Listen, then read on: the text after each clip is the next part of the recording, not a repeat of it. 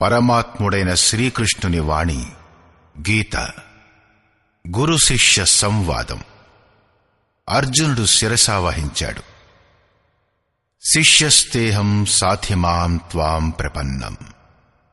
పరమాత్మ, నేను నీ శిష్యుడను, నీ శరణాగతుడను. పరమప్రాప్తి పొందేందుకు నాకు చక్కటి హితోపదేశం చేయుము. పరమగురువైన భగవానుని పాదపద్మాల చెంత గీతను ప్రారంభించే ముందు గురువందనం స్తుతించబడుచున్నది. ఓం శ్రీ సద్గురుదేవ్ భగవాన్ కీ జై.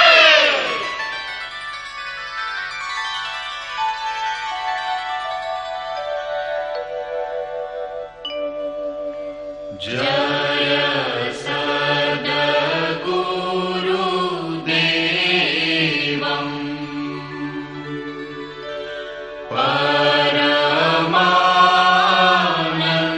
పరమానందం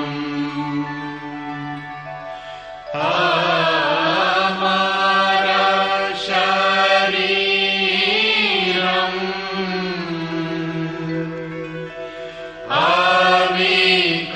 అవికారి నిరగుణ నిరమూలం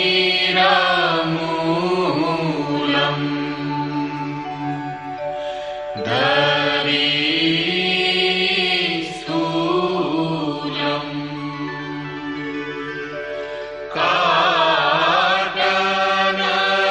కాటనశూలం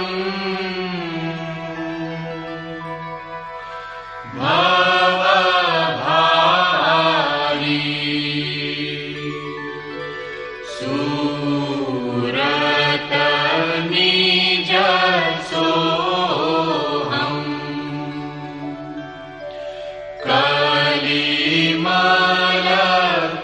కలిమలకోహం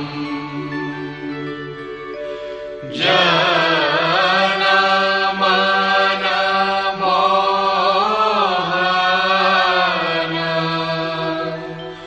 ఛవి భారీ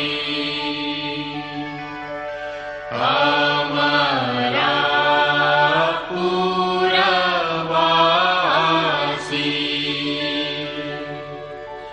సబ సుఖ రాశి సదా ఏక రస నిర్వికారి అనుభవ గంభీరా మతి కే ధీరా అలఖ ఫకీరా అవతారి యోగి అద్వైష్టా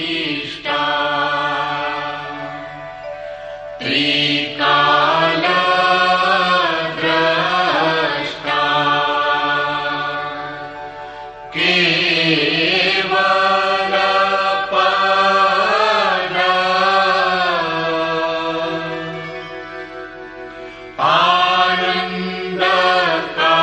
ఆనందకారి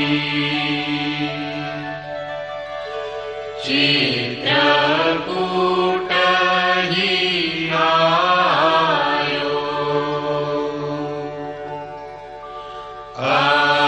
అద్వైత లఖాయో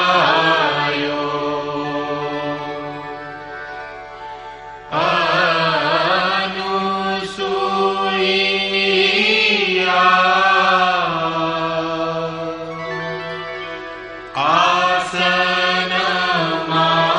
ఆసనమాయి శ్రీ పరమహంస స్వామి అంతర్యా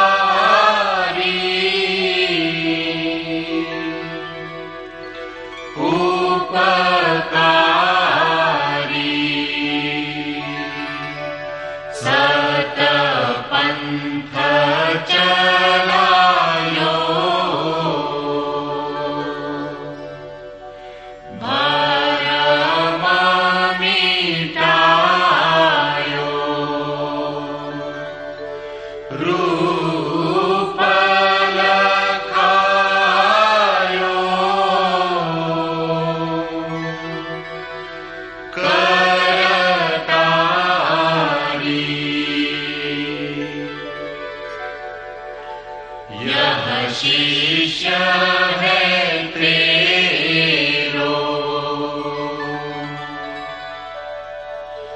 करतनी हो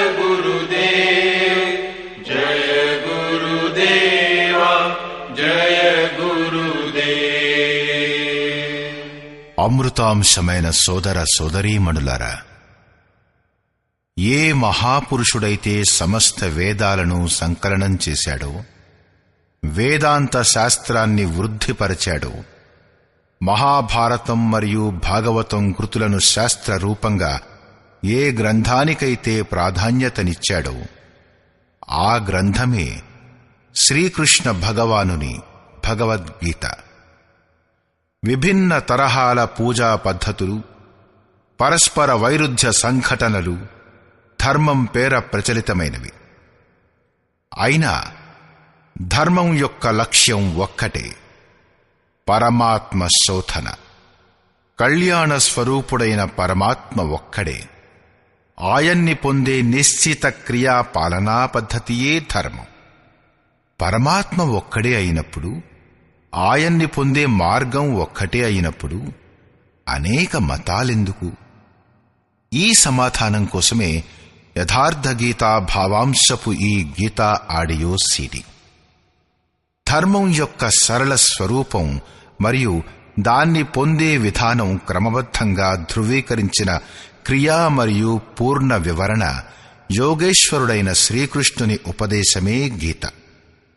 సమస్త విశ్వ మహాపురుషులందరూ ఏ సాధనలు తెలియపరిచారో వాటన్నింటి నిగూఢ గోప్యమైన స్థితుల స్పష్టీకరణ కేవలం గీతలోనే ఉన్నాయి. కనుక సంపూర్ణ మానవ జాతికి కళ్యాణకారి అయిన అతర్క శాస్త్రమే ఈ గీత. మహాభారతంలో సంకేతమయ్యింది. యుద్ధానికి కౌరవ పాండవ సేనలు ఎప్పుడైతే ఎదురెదురుగా నిలుచున్నారో, సంపూర్ణ నిశాచరులు కౌరవుల యందు ప్రవేశించారు మరియు సర్వదేవతలు పాండవుల యందు ప్రవేశించారు. ఈ కథనం ప్రకారం వ్యాస మహర్షి స్పష్టం చేశాడు. గీతయందలి పాత్రలు దేవతలు మరియు అసురులు ప్రతీకాత్మలని. ప్రతి మనిషి అంతఃకరణంలో దైవీ మరియు ఆసురి ఈ రెండు ప్రవృత్తులు అనాది కాలం నుండి ఉన్నాయి. దైవిక శక్తి సంయోగంతో ఎప్పుడైతే మనుష్యుడు యథావిధి ఆత్మస్వరూపం వైపు మొగ్గుతాడో అప్పుడు కామం, క్రోధం, రాగద్వేషాలు మొదలగు ఆసురీ గుణాలన్నీ అడ్డుగా ఆవరిస్తాయి. వాటి నుండి తప్పుకొని నెగ్గడమే వాస్తవిక యుద్ధం. అర్జునునికి వికల్పాలు అంటే ఆయన దృష్టిలో శ్రేయస్సుకై ఉపాయాలు మెలిగాయి. కులధర్మం, పిండోదక క్రియ, వర్ణ సంకరాల నుండి, కులక్షయం నుండి కాపాడుకోవడం కోసమే, యుద్ధానికి సిద్ధంగా లేని కారణంగానే అతని అనుమానాలకు హితమైన సమాధానం కోసమే పరమాత్మునికి 18 అధ్యాయాలు గీతను అర్జునునికి ఉపదేశించవలసి వచ్చింది. చివరిగా పరమాత్ముడడిగాడు, ఇప్పుడు నీకు మోహం నశించిందా అని. అప్పుడు అర్జునుడు ఒప్పుకున్నాడు, పూర్తిగా నా మోహం నశించింది అని. నీ ఆజ్ఞను నీ ఉపదేశం ప్రకారం శిరసా వహిస్తాను అన్నాడు. ఇది కేవలం అర్జునునికి కలిగిన అజ్ఞానం కాదు, మానవ మాతృలందరికీ వర్తించే శంకయే. ఏది శ్రేయస్సు, దాన్ని పొందడమెలా? కనుకనే స్త్రీ పురుష ఆబాల వృద్ధ సర్వ మానవాళికి గీత యొక్క 18 అధ్యాయాల పఠనం నియమానుసారం అవసరం. తద్వారా బ్రహ్మ విధి స్మృతి సురక్షితమగుగాక. అటులనే పిల్లలలో లోక కళ్యాణ సంస్కారాలు మెలుగుగాక. ఈ గీతాజ్ఞానం అవగాహన లేక ఏ మనుష్యుడైనా ఈశ్వరుని పథాన్ని చేరలేడు. అక్షయ సుఖము, శాశ్వత శాంతి, లోకులలో సమృద్ధి మూల సూత్ర సమాధానార్థమై ఈ ఆడియో సీడీలు సంకలనం చేయబడినవి. వీటిని శ్రవణం చేయడం ద్వారా సంపూర్ణ పరివారం, స్వజన సముదాయం సంస్కారవంతులవుతారు. ప్రపంచంలో మనుష్యుడెక్కడున్నా సరే వారికై ఈ గీత సదైవ అమృతవాణి. గీత మనకు పరమశాస్త్రం. గౌరవమైన విషయం, 5000 సంవత్సరాల కన్నా అధికమై కాలాంతరం తర్వాతనైనా కూడా శ్రీకృష్ణుని యథార్థ గీత మన ముందు సన్ముఖమై ఉంది. జన్మజన్మల బంధ విముక్తులై స్వచ్ఛమైన మనస్తత్వ చింతనతో ప్రశస్తమైన మార్గాన్ని అవలంబించడం కోసమే ఈ ఆడియో సీడీల ప్రసారణ. వీటిని అందరూ సద్వినియోగపరుచుకోగలరు.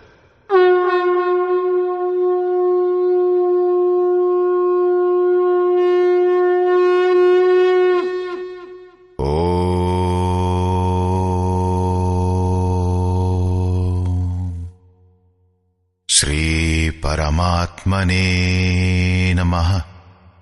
యథార్థ గీత, శ్రీమద్భగవద్గీత, ప్రథమ అధ్యాయం.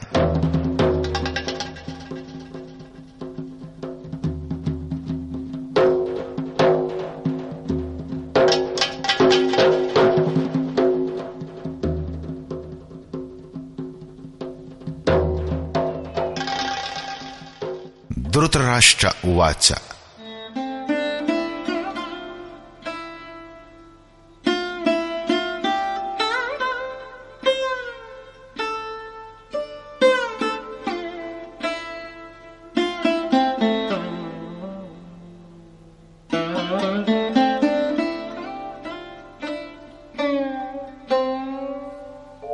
ధర్మక్షేత్రే కురుక్షేత్రే సమవేతా యుయుత్సవః మామకాః పాండవాశ్చైవ కిమకుర్వత సంజయ.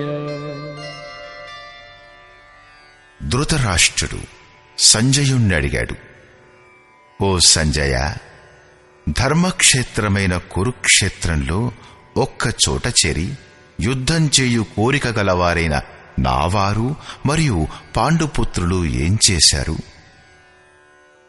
అజ్ఞానరూపుడైన వాడు ధృతరాష్ట్రుడు, సంయమరూపి అయినవాడు సంజయుడు. అజ్ఞానం మనస్సు యొక్క అంతరాళంలో ఉంటుంది. అజ్ఞానం ఆవరించిన మనస్సు గల ధృతరాష్ట్రుడు జన్మాంధుడు. అతడు సంయమ స్వరూపుడైన సంజయుని ద్వారా చూడగలడు, వినగలడు. అతనికి పరమాత్ముడే సత్యమన్నది తెలుసు. అయినా కూడా తన వలన ఉత్పన్నమైన మోహరూపి అయిన దుర్యోధనుడు జీవించి ఉన్నంతవరకు అతని దృష్టి ఎల్లప్పుడూ కౌరవులపైనే ఉంటుంది, అంటే వికృతులపైనే ఉంటుంది. శరీరం ఒక క్షేత్రం. హృదయదేశంలో దైవీ సంపత్తి బాగా ఎక్కువైనప్పుడు ఈ శరీరం ధర్మక్షేత్రమైపోతుంది. ఇందులో ఆసురీ సంపత్తి బహుళమైనప్పుడు ఈ శరీరం కురుక్షేత్రమైపోతుంది. కురు అంటే చెయ్యడం అనర్థం. ఈ శబ్దం ఆజ్ఞార్థకం. ప్రకృతి వలన ఉత్పన్నమైన 3 గుణాలకు వశుడై మనిషి కర్మ చేస్తాడు. అతను క్షణమాత్రం కూడా కర్మ చెయ్యకుండా ఉండలేడు అనంటాడు శ్రీకృష్ణుడు. గుణాలు అతని చేత కర్మను చేయించుకుంటాయి. నిద్రపోయినప్పుడు కూడా కర్మ చేయడం ఆగిపోదు. అది కూడా ఆరోగ్యవంతమైన శరీరానికి అవసరమైన మందు మాత్రమే. ఈ 3 గుణాలు మనిషి నుండి పిపీలీకాది పర్యంతం అందరినీ శరీరాలలో బంధించి ఉంచుతాయి. ప్రకృతి వలన ఉత్పన్నమైన గుణాలు జీవించి ఉన్నంత వరకు చెయ్యడం అన్నది వెన్నంటి ఉంటుంది. కాబట్టి జన్మ మృత్యువుల క్షేత్రం, వికృతుల క్షేత్రం కురుక్షేత్రం. మరియు పరమధర్మస్వరూపుడైన పరమాత్మునిలో ప్రవేశం ఇప్పించగల పుణ్యమయ ప్రవృత్తుల క్షేత్రం ధర్మక్షేత్రం, అంటే పాండవుల క్షేత్రం ధర్మక్షేత్రం. పురాతత్వవేత్తలు పంజాబులోను కాశీప్రయాగల మధ్యగల అనేకానేక ప్రదేశాలలో కురుక్షేత్రానికై పరిశోధిస్తున్నారు. కాని గీతాకారుడు స్వయంగా ఏ క్షేత్రంలో యుద్ధం జరిగిందో అదెక్కడ ఉన్నది అనేదాన్ని గురించి ఇలా చెప్పాడు. ఇదం శరీరం కౌంతేయ క్షేత్రమిత్యభిధీయతే. అర్జున, ఈ శరీరమే క్షేత్రం. ఎవడైతే ఈ విషయం తెలుసుకుంటాడో అతను దానిని దాటగలడు. అతనే క్షేత్రజ్ఞుడు. ఆ పైన శ్రీకృష్ణుడు క్షేత్రం గురించి విస్తారంగా చెప్పాడు. ఇందులో గల 10 ఇంద్రియాలు, మనస్సు, బుద్ధి, అహంకారం, 5 వికారాలు మరియు 3 గుణాల వర్ణన ఉంది. శరీరమే క్షేత్రం, ఒక రణరంగం. ఇందులో పోట్లాడుకునే ప్రవృత్తులు 2: దైవీ సంపద అంటే సద్గుణాలు, మరియు ఆసురీ సంపద అంటే దుర్గుణాలు. పాండు సంతానం మరియు ధృతరాష్ట్రుని సంతానం సజాతీయ మరియు విజాతీయ ప్రవృత్తులు. అనుభవశాలి అయిన మహాపురుషుని శరణులోకి వెళ్ళినప్పుడు ఈ 2 ప్రవృత్తుల మధ్య సంఘర్షణ ప్రారంభమవుతుంది. ఇది క్షేత్రజ్ఞుల మధ్య సంఘర్షణ, మరియు ఇదే వాస్తవిక యుద్ధం. ప్రపంచ యుద్ధాలతో చరిత్ర పుటలు నిండిపోయాయి. కాని వీటిలో గెలుపొందిన వారికి కూడా శాశ్వత విజయం దొరకదు. ఇవి ఒకరిపై ఒకరి ప్రతీకారాలు మాత్రమే. ప్రకృతిని నిరోధించి ప్రకృతిపైనున్న అధికారాన్ని దిగ్దర్శనం చేసుకుని అందులో ప్రవేశం పొందుటయే వాస్తవమైన విజయం. ఇదే అలాంటి ఒక విజయం. దీని తరువాత అపజయానికి తావు ఉండదు. ఇదే ముక్తి. దీని తరువాత జన్మ మృత్యువుల బంధం ఉండదు. ఈ ప్రకారం అజ్ఞానం చేత ఆచ్ఛాదితమైన మనస్సు సంయమనం ద్వారా క్షేత్రజ్ఞుల యుద్ధంలో ఏవైందన్న విషయాన్ని తెలుసుకుంటుంది.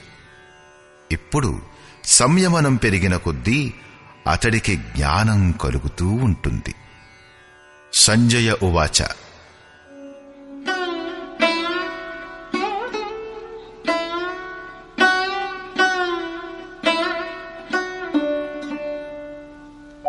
దృష్ట్వా తు పాండవానీకం వ్యూఢం దుర్యోధనస్తదా ఆచార్యముపసంగమ్య రాజా వచనమబ్రవీత్.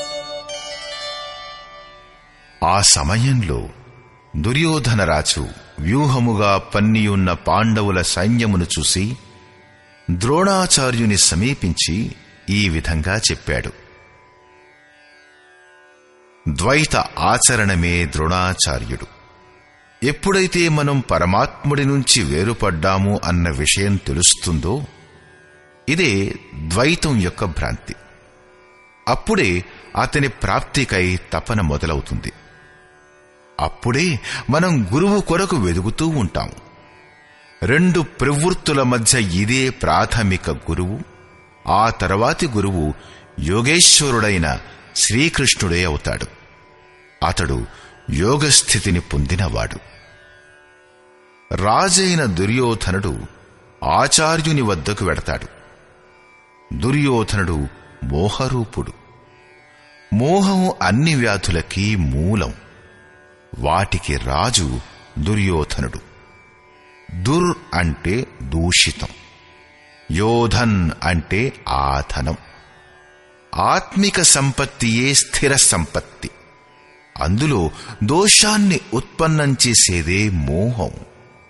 ఇది ప్రకృతి వైపు ఆకర్షిస్తుంది మరియు వాస్తవికతను తెలుసుకోవడానికి కూడా ప్రేరణనిస్తుంది. మోహం ఉన్నంతవరకే అడగటానికి ప్రశ్నలుంటాయి. అదే లేకపోతే అందరూ పరిపూర్ణులే. అందుచేత వ్యూహ రచనతో కూడిన పాండవ సేనను చూసి, అంటే పుణ్యం చేత ప్రవహించి వచ్చిన సజాతీయ ప్రవృత్తులు సంఘటితమవడం చూసి మోహరూపి అయిన దుర్యోధనుడు ప్రథమ గురువు అయిన ద్రోణుని వద్దకు వెళ్లి ఇలా అంటాడు. పశ్యైతాం పాండుపుత్రాణాం ఆచార్యమహతీం చమూ వ్యూఢాం ద్రుపదపుత్రేణ తవ శిష్యేణ ధీమతా. ఓ ఆచార్య, మీ శిష్యుడును బుద్ధిమంతుడును అగు ద్రుపద పుత్రుడు దృష్టద్యుమ్నుని చేత వ్యూహాకారంలో నిలబడి ఉన్న ఈ పాండుపుత్రుల గొప్ప సైన్యాన్ని చూడండి. శాశ్వతమైన అచలమైన పథంలో స్థిరత్వాన్ని పెంపొందించే దృఢమైన మనస్సే దృష్టద్యుమ్నుడు. అతడే పుణ్య ప్రవృత్తులకు నాయకుడు. సాధన కఠినం కాదు, మనస్సు యొక్క దృఢత్వం కఠోరం కావాలి. ఇప్పుడు సైన్యం యొక్క విస్తృతిని చూడండి.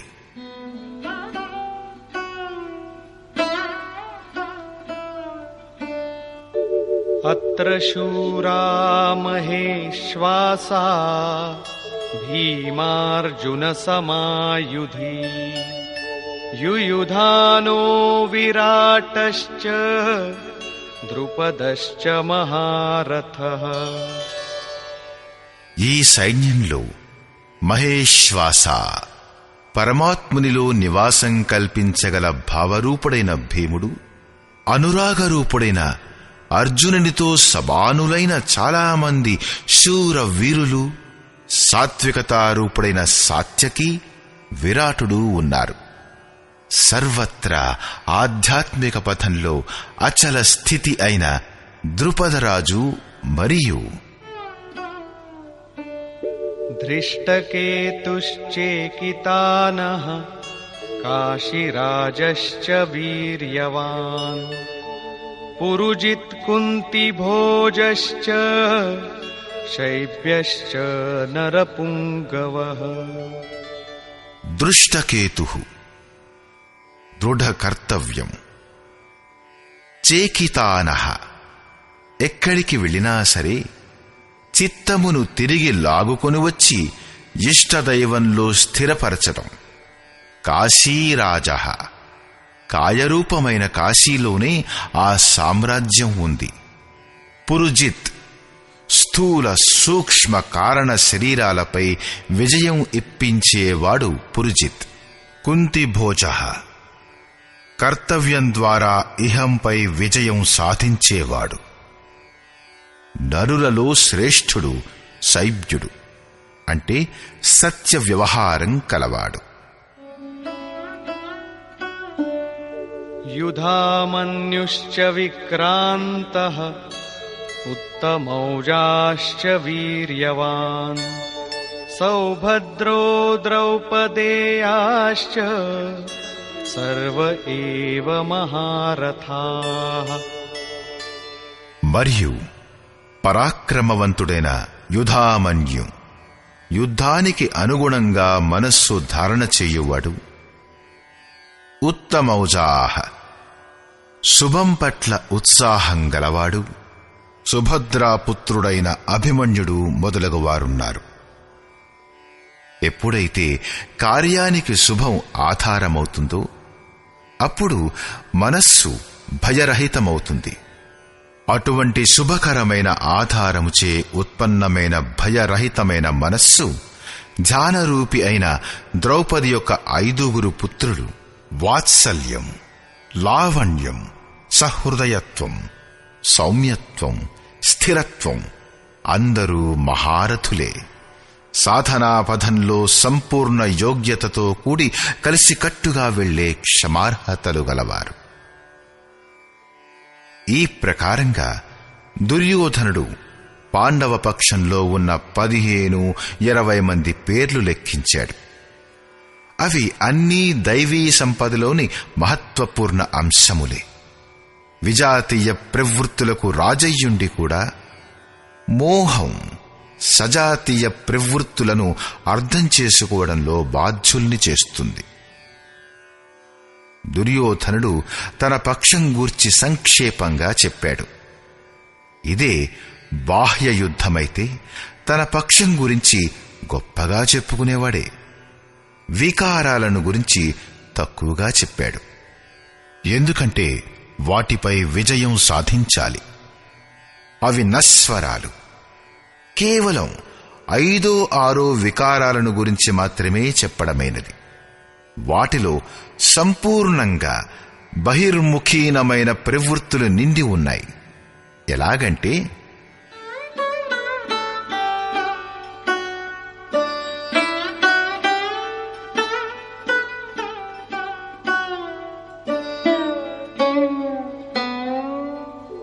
अस्माकं तु विशिष्टाये तान्निबोध द्विजोत्तम नायका मम सैन्यस्य संज्ञार्थं तान् ब्रवीमि ते. ద్విజోత్తమ, మన పక్షంలో ఎవరైతే ప్రధానమైన వారో వారిని గురించి కూడా మీరు తెలుసుకోండి. మీరు తెలుసుకునేందుకై నా సైన్యంలోని నాయకులను గురించి చెబుతాను. బాహ్య యుద్ధంలో సేనాపతికి ద్విజోత్తముడను సంబోధన అనుచితం వర్ణించబడింది. నిజానికి గీతలో మనస్సు యొక్క 2 ప్రవృత్తుల యొక్క సంఘర్షణం. వాటిలో ద్వైతం యొక్క ఆచరణమే ద్రోణుడు. మనం లేశమాత్రంగానైనా ఆరాధ్య దైవం నుంచి వేరుగా ఉన్నంత వరకు ప్రకృతి ఉంటుంది, ద్వైతం ఉంటుంది. ఈ ద్వితంపై విజయం పొందాలనే ప్రేరణ ప్రథమ గురువైన ద్రోణాచార్యుడి నుంచే లభిస్తుంది. అసంపూర్ణ జ్ఞానమే పూర్ణంగా తెలుసుకోవడానికి ప్రేరణను కలిగిస్తుంది. అది పూజాస్థలం కాదు. అక్కడ శౌర్య సూచకమైన సంబోధనమే ఉండాలి. విజాతీయ ప్రవృత్తులకు నాయకులు ఎవరెవరు?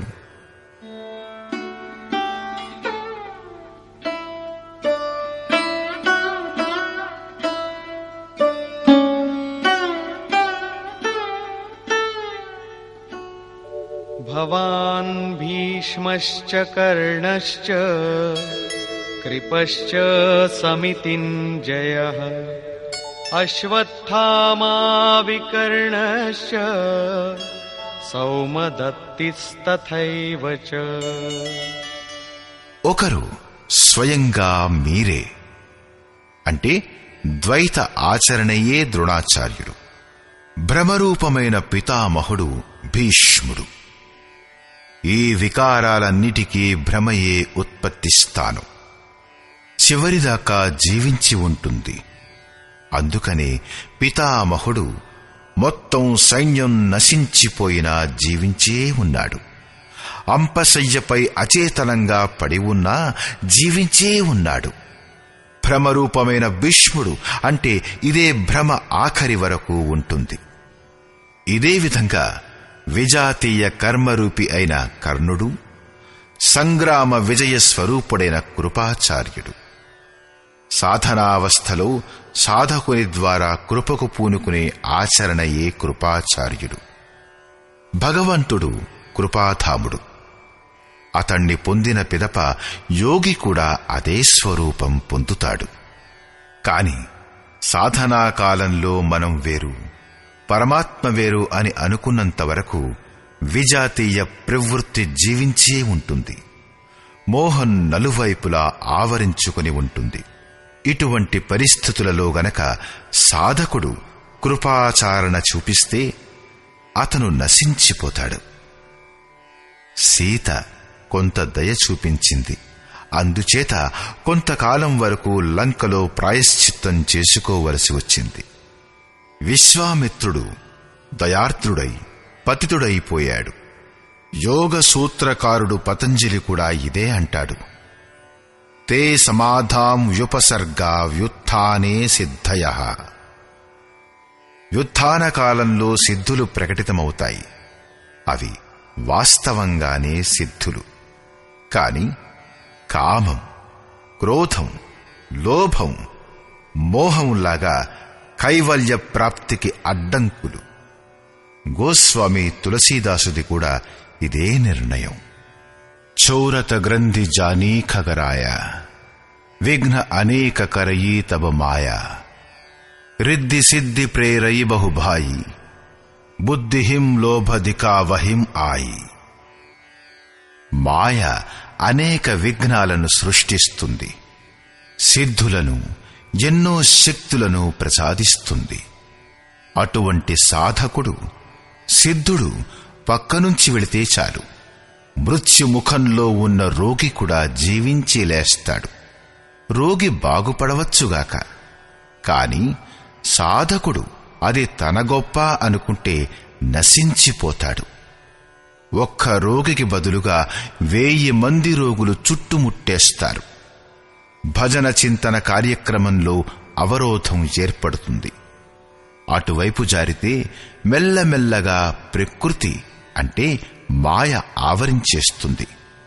లక్ష్యానికి దూరంగా ఉండి సాధకుడు కృపను చూపిస్తే కేవలం ఆ కృపాచరణయే సమితింజయమై మొత్తం సైన్యాన్ని గెలుస్తుంది. కాబట్టి సాధకుడు తన సాధన అయ్యే వరకు దీని వలలో పడకుండా జాగ్రత్తగా ఉండాలి. దయాబిను సంతుక సాయి దయాకరితో ఆఫత్ ఆయి. దయలేని సాధువు కసాయిలాంటివాడు.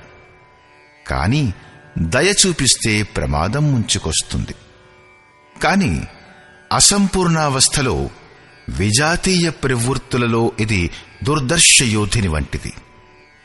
ఇదే ప్రకారంగా ఆసక్తి రూపుడైన అశ్వత్థామ, వికల్పరూపుడైన వికర్ణుడు, భ్రమ అయిన శ్వాస వంటి భూరిశ్రవుడు, వీరందరూ బహిర్ముఖీనమైన ప్రవాహానికి నాయకులు.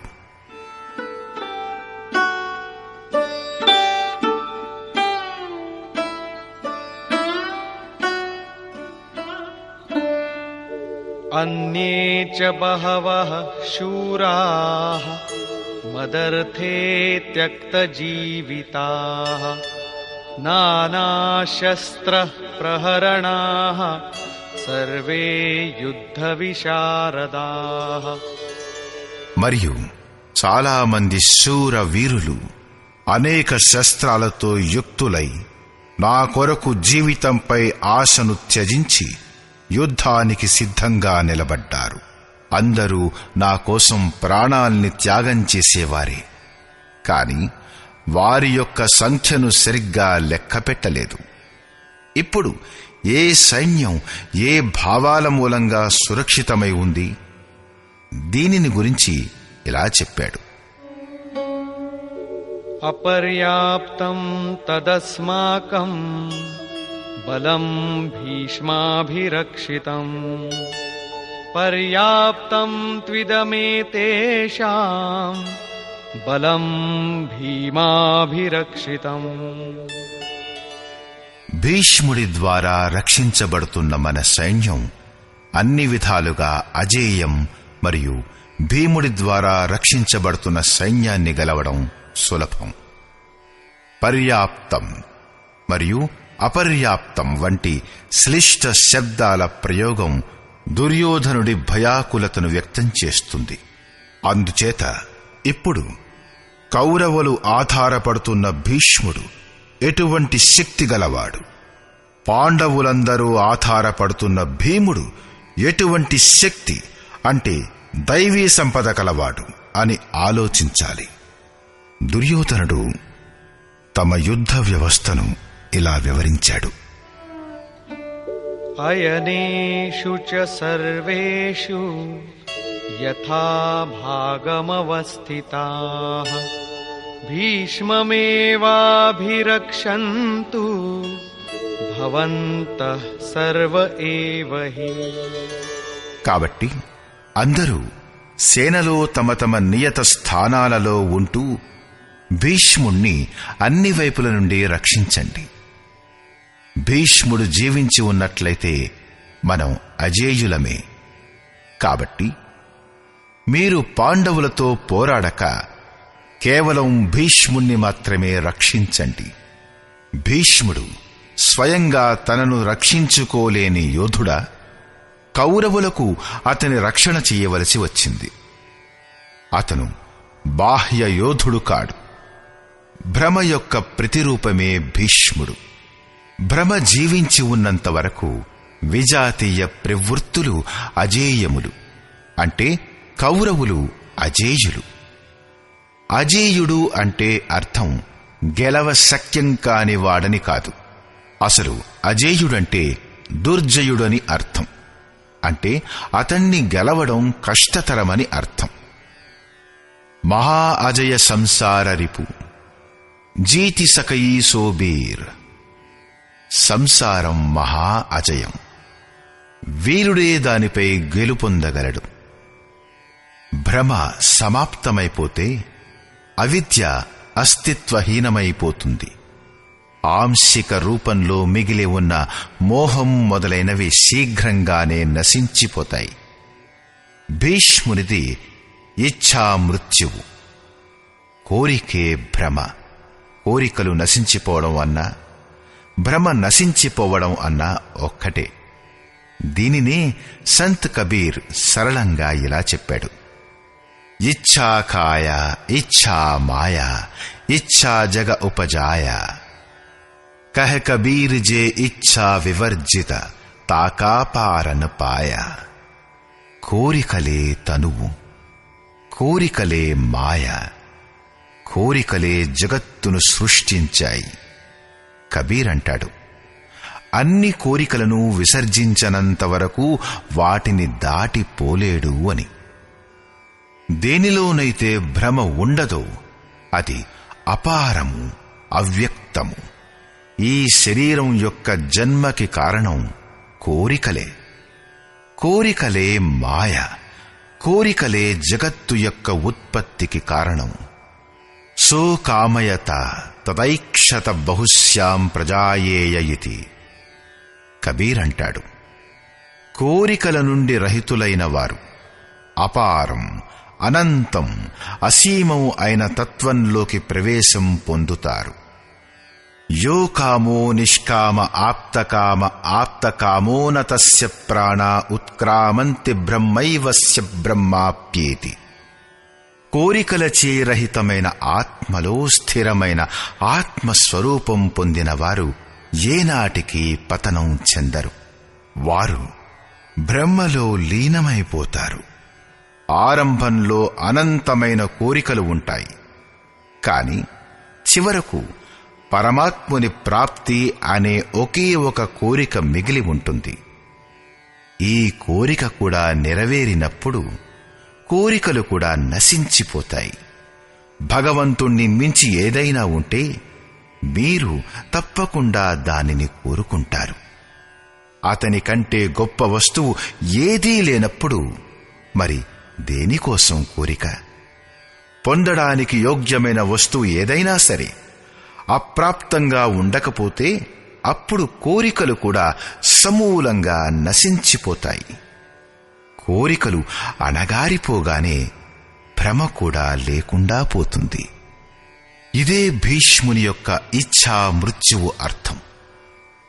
ఈ ప్రకారంగా భీష్ముడి ద్వారా రక్షించబడుతున్న మన సైన్యం అన్ని విధాలా అజేయం. భ్రమ ఉన్నంతవరకే అవిద్యకు కూడా స్థానముంటుంది. భ్రమ లేకుండా పోతే అవిద్య కూడా నశించిపోతుంది. భీముని ద్వారా రక్షించబడుతున్న ఈ సైన్యాన్ని గెలవడం సులువు. భావరూపి భీముడు భావే విద్యతే దేవః.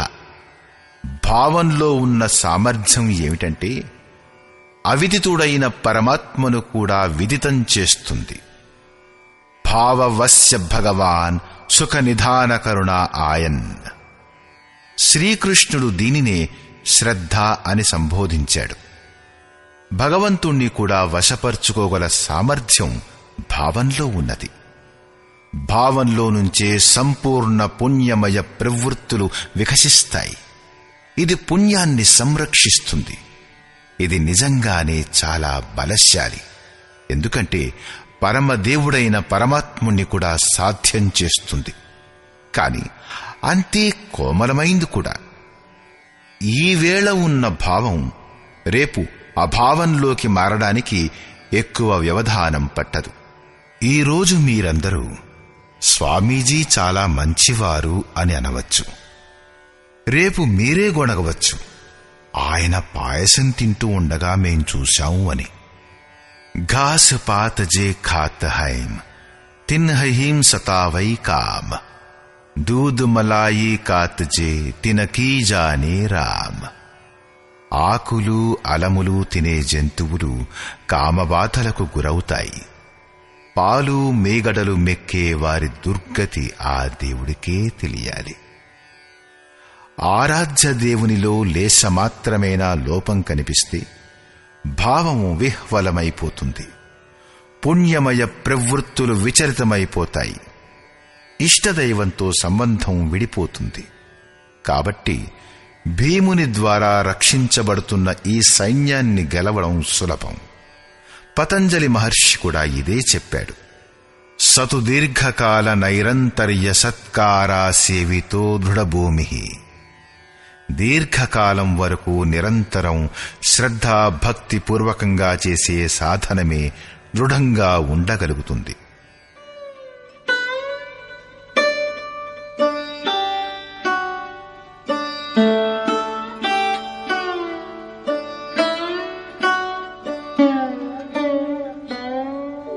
తస్య సంజనయన్ హర్షం కురు వృద్ధః పితామహః. సింహనాదం వినద్యోచ్చైః శంఖం దద్మౌ ప్రతాపవాన్. ఈ ప్రకారంగా తమ బలాబలాలను గురించి నిర్ణయం తీసుకుని శంఖధ్వనులు చేయబడినాయి. గెలిస్తే ఏ పాత్ర మీకేమిస్తుంది అన్న విషయంపై పాత్రల పరాక్రమం యొక్క ప్రకటన మాత్రమే శంఖధ్వని. కౌరవులలో వృద్ధుడు, ప్రతాపవంతుడు, పితామహుడైన భీష్ముడు ఆ దుర్యోధనుని హృదయంలో హర్షం కలిగేటట్లుగా ఉచ్చ స్వరంలో సింహనాదంలాగా భయంకరంగా శంఖాన్ని పూరించాడు. సింహం ప్రకృతి యొక్క ప్రలోభానికి ప్రతీక. ఘోరారణ్యంలో నీరవ ఏకాంతంలో సింహ గర్జన గనక వినబడితే ఆ సింహం మైళ్ల దూరంలో ఉన్నా సరే రోమాలు నిక్కబడుచుకుంటాయి, హృదయం కంపించిపోతుంది. భయం ప్రకృతిలో ఉంటుంది, పరమాత్మలో కాదు.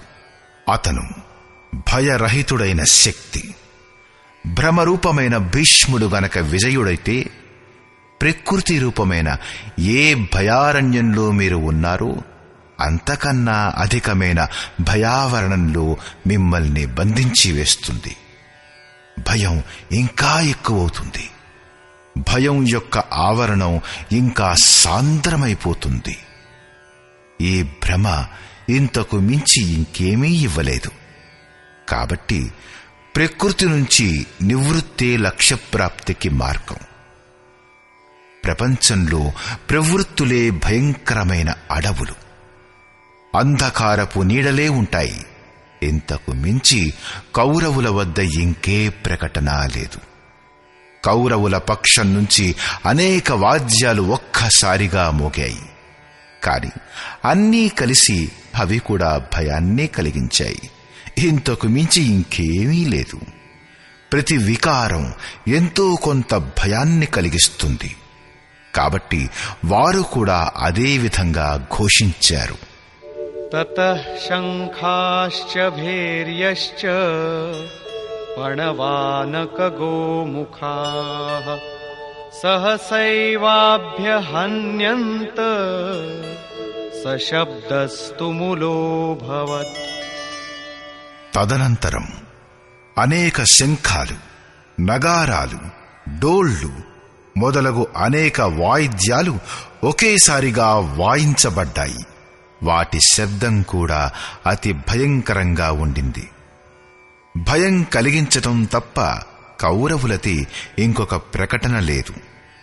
బహిర్ముఖీనమైన విజాతీయ ప్రవృత్తులు సఫలమైతే మోహమయమైన బంధం మరింత సాంద్రమైపోతుంది. ఇప్పుడు పుణ్యమయమైన ప్రవృత్తుల వైపు నుంచి వచ్చిన ప్రకటనలు చూడండి. వాటిలో మొట్టమొదటిది యోగేశ్వరుడైన శ్రీకృష్ణుడిది.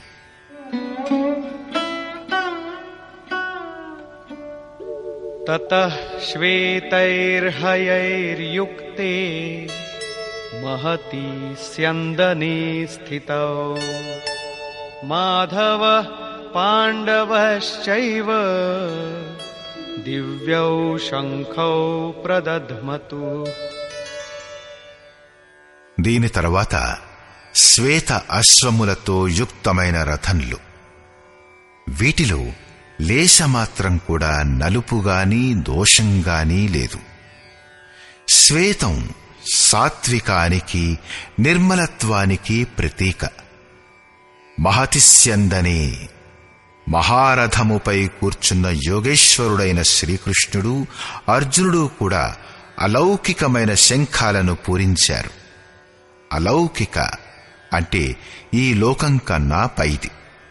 మృత్యులోకం, దేవలోకం, బ్రహ్మలోకం ఎక్కడి వరకైతే జన్మ మరణాల భయముందో ఆ సమస్త లోకాల కన్నా పైది పారలౌకికం. పారమార్థిక స్థితిని ప్రదానం చేసే ప్రకటనను యోగేశ్వరుడైన శ్రీకృష్ణుడు చేశాడు. బంగారం, వెండి, కొయ్యతో చేసిన రథం కాదు. ఆ రథం అలౌకికం, ఆ శంఖం అలౌకికం. కనుక ప్రకటన కూడా అలౌకికమే. లోకాలన్నిటికీ అతీతంగా ఒక బ్రహ్మ మాత్రమే ఉన్నాడు. నేరుగా అతనితో సంపర్కాన్ని స్థాపింపచేసే ప్రకటన అది. అతను ఆ స్థితిని ఎలా ప్రదానం చేస్తాడు?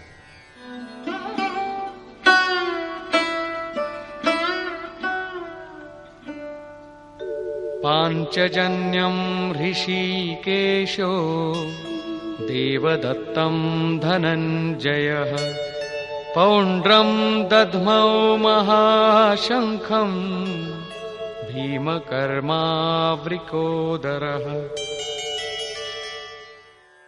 హృషీకేశ, ఎవరైతే హృదయం యొక్క సంపూర్ణ జ్ఞానియో ఆ కృష్ణుడు పాంచజన్యం అనే శంఖాన్ని పూరించాడు.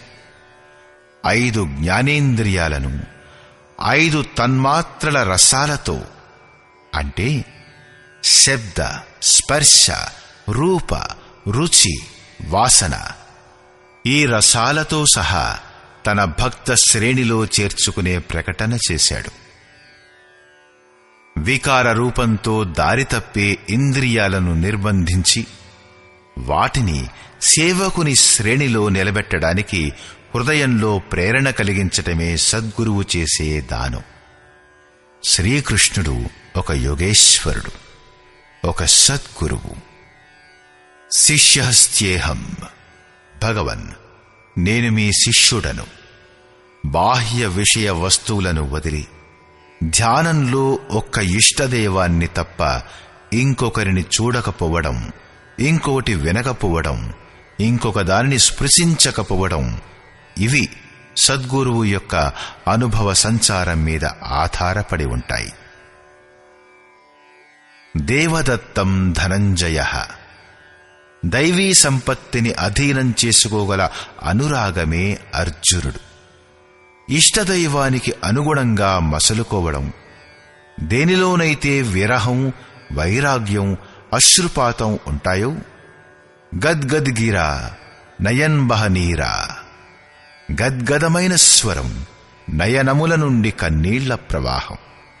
ఎక్కడైతే రోమాంచకం ఉంటుందో, ఇష్టదైవాన్ని తప్పించి అన్య విషయ వస్తువులు లేశమాత్రం కూడా గుర్తుకు రాకపోతాయో దానినే అనురాగం అంటారు. ఇదే గనక సఫలమైతే పరమదేవుడైన పరమాత్మునిలో ప్రవేశం ఇప్పించే దైవీ సంపదపై ఆధిపత్యం ప్రాప్తిస్తుంది. దీనికే 2వ పేరు ధనంజయుడు. ఒక ధనం బాహ్య సంపత్తి, దీని వలన శరీర పోషణ జరుగుతుంది. ఆత్మకు దీనితో ఎటువంటి సంబంధమూ లేదు. దీనిని మించిన స్థిర ఆత్మిక సంపత్తే నిజమైన సంపద.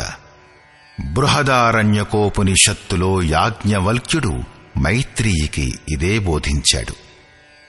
ధనంతో సంపన్నమైన పృథ్వీపై ఆధిపత్యం వల్ల కూడా అమృతతత్వ ప్రాప్తి రాజాలదు. దానికి ఒకే ఒక ఉపాయం, ఆత్మిక సంపద మాత్రమే. భయానకమైన కర్మలు చేసే భీమసేనుడు పౌండ్రం అంటే ప్రీతి అనే పేరుగల మహాశంఖాన్ని పూరించాడు. భావం యొక్క ఉద్గమ నివాస స్థానం హృదయం కాబట్టి దీని పేరు వృకోదరం. మీ యొక్క భావం, ఆసక్తి పిల్లలపై ఉంటుంది, కాని వాస్తవానికి ఆ ప్రేమ మీ హృదయంలో ఉంటూ మీ పిల్లల్లో మూర్తీభవిస్తుంది. ఈ భావం మహాబలవత్తరమైనది.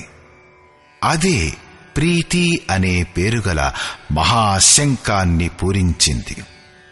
భావంలోనే ఈ ప్రీతి నిహితమై ఉంటుంది. కాబట్టి భీముడు ప్రీతి పేరుగల మహాశంఖాన్ని పూరించాడు. భావం మహత్తరమైన బలశాలి, కాని దాని సంచారం ప్రీతి ద్వారానే జరుగుతుంది. హరివ్యాపక సర్వత్ర సమాన.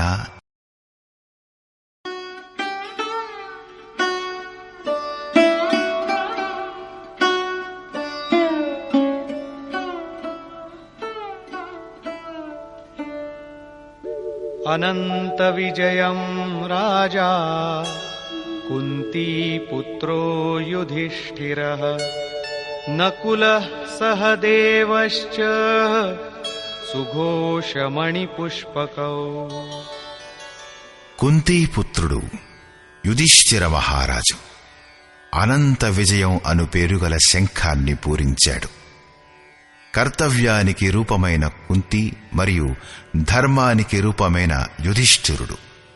ధర్మం మీద పట్టు ఉంటే అది అనంత విజయం, అనంత పరమాత్మునిలో స్థితిని కలిగిస్తుంది.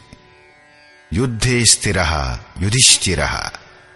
ప్రకృతి పురుషుడు క్షేత్రజ్ఞుల సంఘర్షణలో స్థిరంగా ఉంటే, మహాదుఃఖం వలన కూడా విచలితులవ్వకపోతే, ఒకరోజు ఏదైతే అనంతమో, దేనికైతే అంతం లేదో అటువంటి పరమతత్వం అయిన పరమాత్మునిపై విజయం లభింపచేస్తుంది. నియమ స్వరూపుడైన నకులుడు సుఘోషం అనే పేరుగల శంఖాన్ని పూరించాడు. నియమం ఉన్నతమవుతూ ఉంటే అశుభం నశిస్తూ పోతుంది, శుభం ప్రకటితమవుతూ ఉంటుంది. సత్సంగ రూపుడైన సహదేవుడు మణిపుష్పకం శంఖాన్ని పూరించాడు. మనీషులు ప్రతి శ్వాసను బహుమూల్యమైన మణి అని అన్నారు. హీరా జైసీ శ్వాస బాతో మే బీతీ జాయ్. మణి వంటి శ్వాస మాటలలో వ్యర్థమైపోతుంది. సత్పురుషుల వాక్కులను వినగలిగితే అది ఒక సత్సంగం. కాని యథార్థమైన సత్సంగం ఆంతరికమైనది. శ్రీకృష్ణుని వాక్కుల ప్రకారం ఆత్మయే సత్యం, సనాతనం. చిత్తం అన్ని వైపుల నుంచి కూడా కట్టుబడి ఆత్మతో సాంగత్యం చేస్తే అదే వాస్తవిక సత్సంగం. ఈ సత్సంగం చింతన, ధ్యానం మరియు సమాధితుల అభ్యాసం ద్వారా లభిస్తుంది. సత్యం సాన్నిధ్యంలో ధ్యానం పట్టుబడిన కొద్దీ ఒక్కొక్క శ్వాసపైన అధికారం లభిస్తూ ఉంటుంది. మనస్సుతో సహా ఇంద్రియాలు నిరోధించబడుతూ ఉంటాయి. ఏ రోజైతే అవి పూర్తిగా నిరోధించబడతాయో అప్పుడు అసలు వస్తువు ప్రాప్తిస్తుంది. వాద్యయంత్రాలలాగా చిత్తం ఆత్మతో, స్వరంతో స్వరం కలిపి మిళితమైపోవడమే సత్సంగం. భౌతికమైన మణి కఠినమైనది, కాని శ్వాస అనే మణి పుష్పం కంటే కూడా కోమలమైనది. పుష్పం పూర్తిగా వికసించిన తరువాత, లేకపోతే కోసిన తర్వాతనే వాడిపోతుంది. కాని మీరు తరువాతి శ్వాస వరకు జీవించి ఉంటారనే గ్యారెంటీ ఇవ్వలేరు. కాని సత్సంగం సఫలమైతే అది ప్రతి శ్వాసపై అధికారాన్నిచ్చి పరమ లక్ష్య ప్రాప్తి కలిగిస్తుంది. దీని తరువాత పాండవుల నుంచి మరింకే ప్రకటన లేదు. కాని ప్రతి సాధనం నిర్మలత్వం యొక్క మార్గంలో ఎంతో కొంత దూరం నడిపిస్తుంది. ఆ తరువాత ఇలా అంటారు: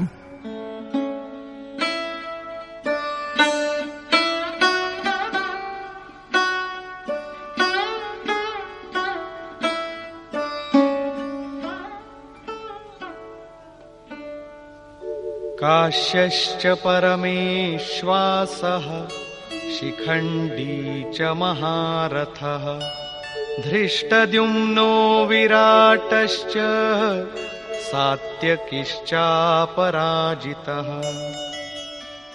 శరీర రూపమైనది కాశీ.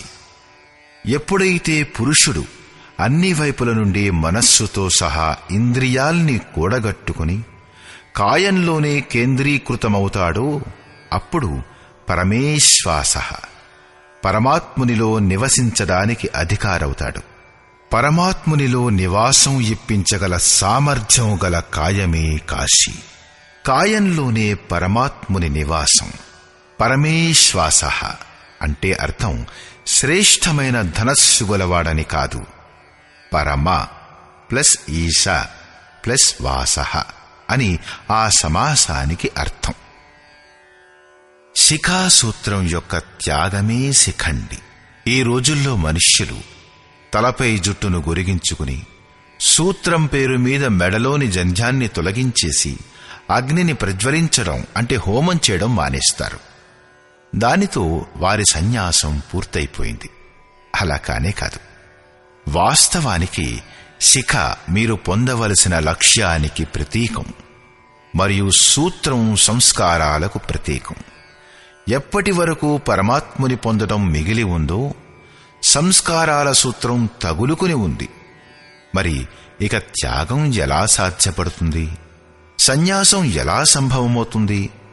ఇంకా అతడు పథికుడే. ఎప్పుడైతే ప్రాప్తవ్యం లభించిపోతుందో, తగులుకొని ఉన్న సంస్కారాల సూత్రం తెగిపోతుందో, అటువంటి పరిస్థితిలో భ్రమ పూర్తిగా లుప్తమైపోతుంది.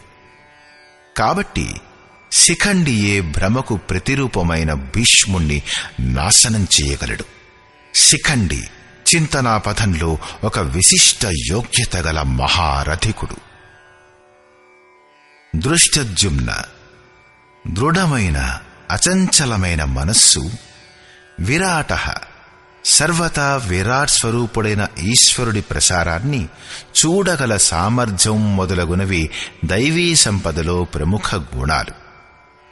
సాత్వికతయే సాత్యకి. సత్యంపై చింతనా ప్రవృత్తి అంటే సాత్వికత ఉంటే ఎప్పటికీ పతనం సంభవించదు. ఈ సంఘర్షణలో పరాజితుణ్ణి కానివ్వదు.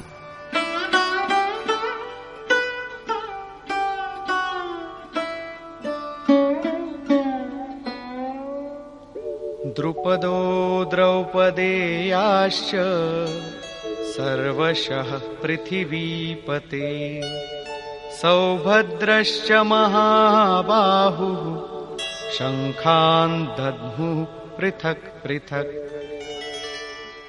అచల పదదాయకుడు ద్రుపదుడు, ధ్యాన రూపిణి అయిన ద్రౌపది యొక్క 5 పుత్రులు సహృదయత, వాత్సల్యం, లావణ్యం, సౌమ్యత, స్థిరత మొదలగునవి సాధనలో గొప్ప సహాయకులైన మహారథులు, గొప్ప బాహుబలంగల అభిమన్యుడు. వీరందరూ వేరువేరు శంఖాలు పూరించారు. భుజం కార్యక్షేత్రానికి ప్రతీకం. మనస్సు భయరహితమైనప్పుడు దాని సామర్థ్యం చాలా వరకు పెరిగిపోతుంది. హే రాజా, వీరందరూ వేరువేరు శంఖాల్ని పూరించారు. అందరూ ఎంతో కొంత దూరం నడిపిస్తారు. వీటిని పాటించడం అవసరం. కాబట్టే వీరి పేర్లు చెప్పబడ్డాయి. ఇవి కాకుండా మనస్సు బుద్ధులకు అతీతమైన దూరం కూడా ఉంది. భగవంతుడు స్వయంగా అంతఃకరణంలో ఉండి మనల్ని నడిపిస్తాడు. ఇటు దృష్టిగా మారి ఆత్మలో నిలబడతాడు, అటు స్వయంగా ఎదురుగా నిలబడి తనను పరిచయం చేసుకుంటాడు.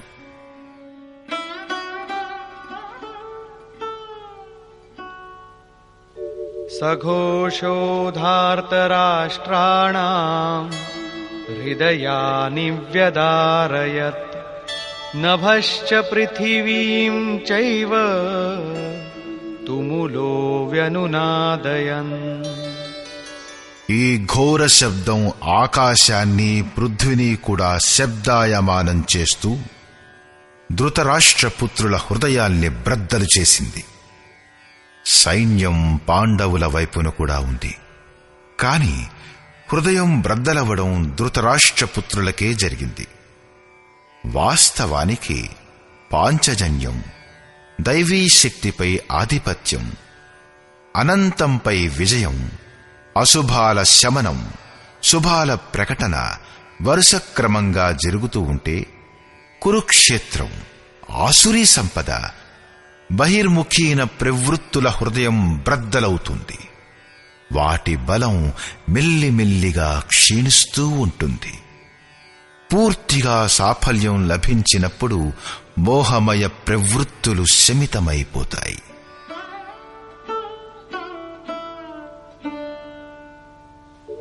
అథ వ్యవస్థితాన్ దృష్ట్వా ధార్తరాష్ట్రాన్ కపిధ్వజః ప్రవృత్తే శస్త్రసంపాతే ధనురుద్యమ్య పాండవః. అర్జున ఉవాచ.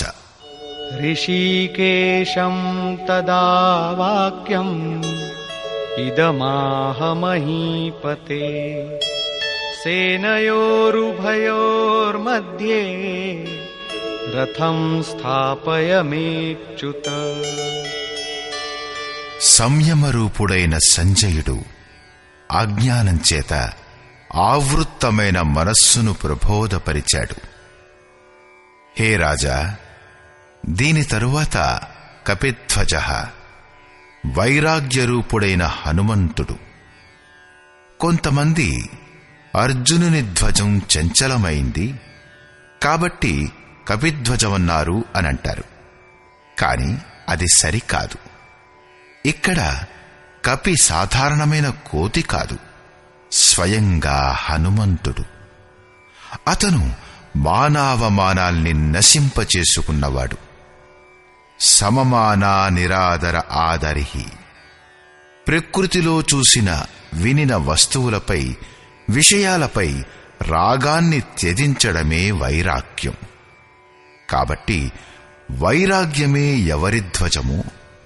అట్టి అర్జునుడు వ్యవస్థిత రూపంలో నిలబడిన ధృతరాష్ట్రపుత్రుల్ని చూసి శస్త్రాలను ప్రయోగించడానికి ధనుస్సు ఎక్కుపెట్టి, హృషీకేశం, ఎవరైతే హృదయం యొక్క సర్వస్వ జ్ఞాతయో ఆ యోగేశ్వరుడైన శ్రీకృష్ణునితో ఇలా అన్నాడు: ఓ అచ్యుత, నా రథాన్ని 2 సేనల మధ్య నిలపండి.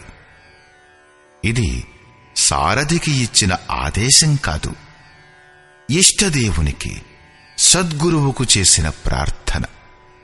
ఎందుకని రథాన్ని నిలబెట్టాలి?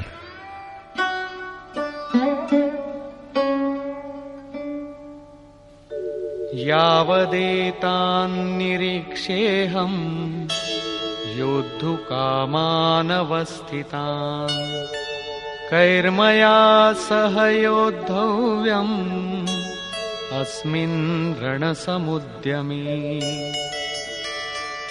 నేను ఇక్కడి స్థితులైన యుద్ధం చేయు కోరిక గలవారైన 50 మందిని చూసి, ఈ యుద్ధంలో నేను ఎవరితో యుద్ధం చేయడం యోగ్యమో నిశ్చయిస్తాను.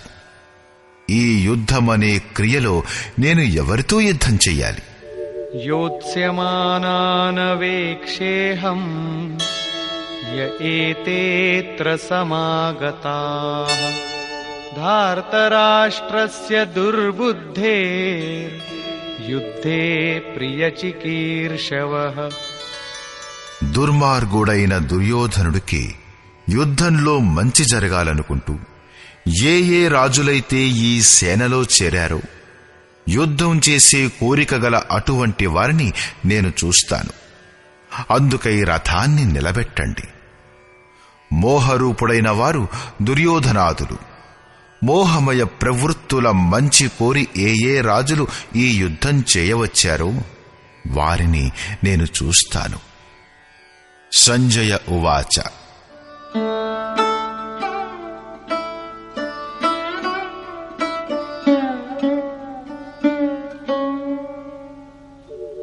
ఏవముక్తో ఋషికేశో గుడాకేశేన భారత సేనయోరుభయోర్मध्ये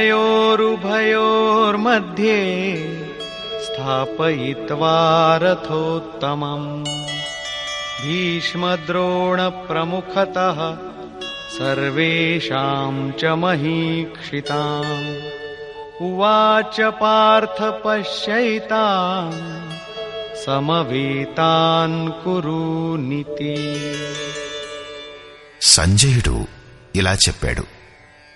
నిద్రాజయుడైన అర్జునుడు ఈ విధంగా అన్న తరువాత హృదయం యొక్క జ్ఞాత అయిన శ్రీకృష్ణుడు 2 సేనల నడుమ భీష్ముడు, ద్రోణుడు మరియు మహీక్షితాం శరీర రూపమైన పృథ్వీపై అధికారాన్ని హస్తగతం చేసుకున్న రాజులందరి మధ్య ఉత్తమ రథాన్ని నిలబెట్టి ఇలా అన్నాడు: పార్థ, ఇక్కడ చేరియున్న కౌరవులను చూడు. ఇక్కడ ఉత్తమ రథం అంటే బంగారం, వెండితో చేయబడ్డ రథం కాదు. ప్రపంచంలో ఉత్తమం అన్న పదానికి నిర్వచనం ఈ నశ్వర శరీరానికి అనుకూలంగా లేక ప్రతికూలంగా చేయబడుతుంది. ఇలాంటి నిర్వచనం అపూర్ణమైనది. మన ఆత్మతో, మన స్వరూపంలో ఎల్లప్పుడూ కలిసి ఉండేదే ఉత్తమం. ఆ తరువాత అనుత్తమ మాలిన్యం ఉండదు.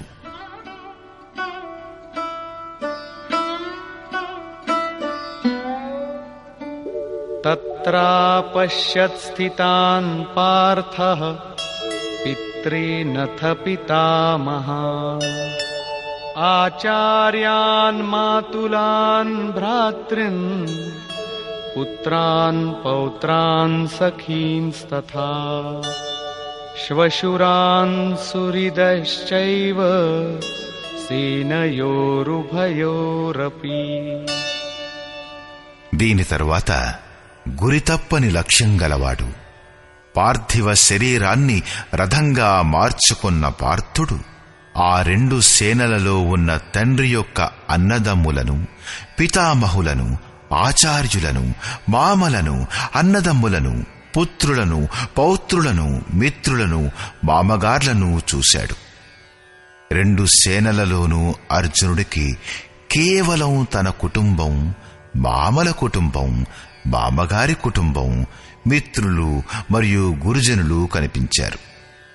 ఆనాటి లెక్కల ప్రకారంగా 18 అక్షౌహిణీల సేన ఇంచుమించు 40 లక్షలవుతుంది. కాని ఈనాటి లెక్కల ప్రకారం అది ఇంచుమించు 650 కోట్లవుతుంది. అది ఈనాటి ప్రపంచ జనసంఖ్యకు సమానమైనది. ఇంతమందికి ప్రపంచ స్థాయిలోనే ఉండడానికి ఇళ్ళు, తినడానికి తిండి సమస్య అయిపోతుంది. ఇంత పెద్ద జనసమూహం. అర్జునుడి 3-4 బంధువుల కుటుంబాలు మాత్రమే. ఎవరికైనా ఇంత పెద్ద కుటుంబం ఉంటుందా? అసంభవం. ఇది హృదయ దేశ చిత్రణ మాత్రమే.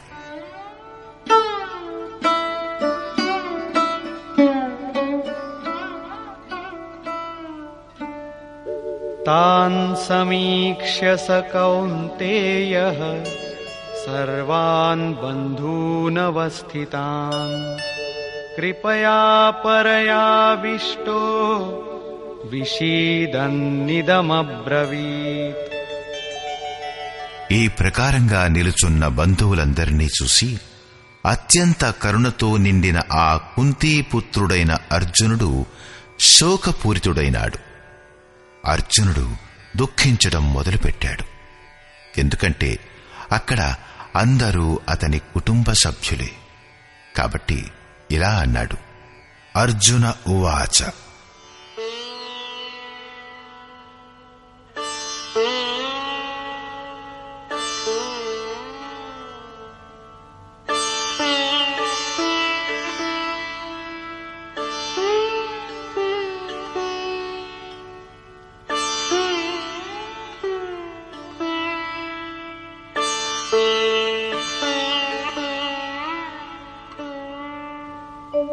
దృష్ట్వేమం స్వజనం కృష్ణ యుయుత్సుం సముపస్థితం సీదంతి మమ గాత్రాణి ముఖం చ పరిశుష్యతి వేపథుశ్చ శరీరే మే రోమహర్షశ్చ జాయతే.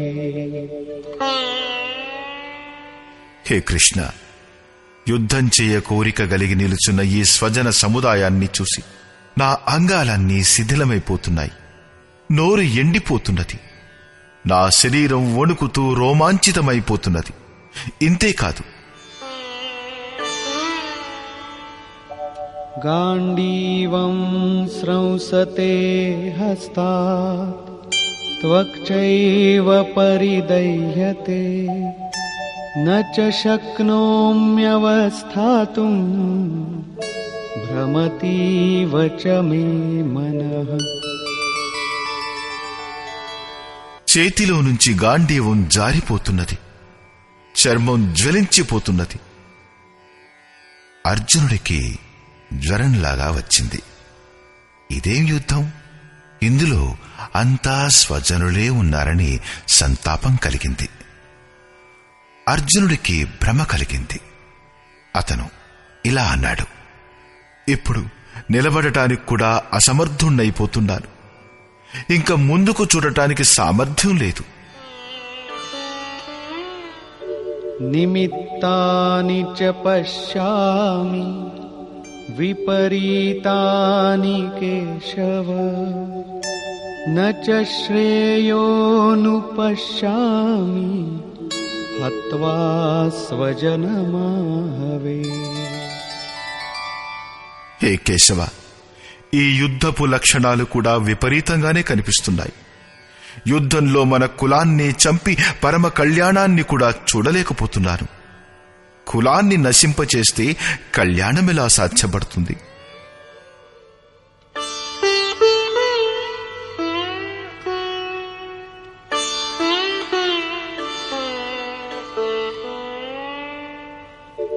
న కాంక్షే విజయం కృష్ణ న చ రాజ్యం సుఖాని చ కిన్నో రాజ్యేన గోవింద కిం భోగైర్జీవితేన వా.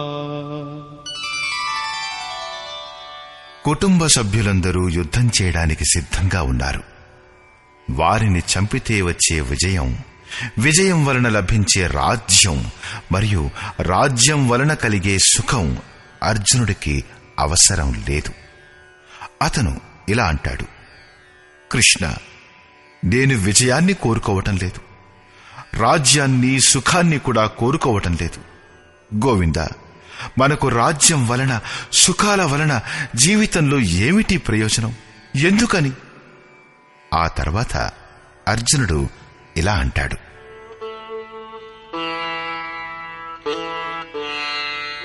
యేషామర్థే కాంక్షితం నో రాజ్యం భోగాః సుఖాని చ తైమేవ స్థితా యుద్ధే ప్రాణాన్ త్యక్త్వా ధనాని చ.